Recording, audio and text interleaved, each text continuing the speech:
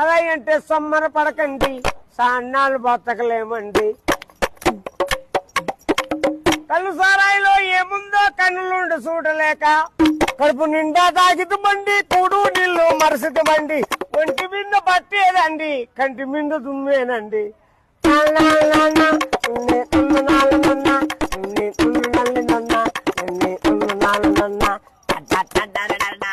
నలభై 80 100 రూపాయలు పెట్టినా సేపు సాలదంటారు.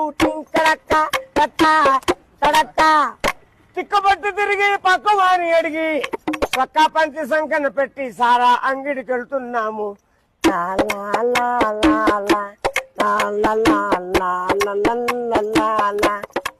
ఆలు పిల్లలు ఆకిలని అద్ద సీర నూకల్లేక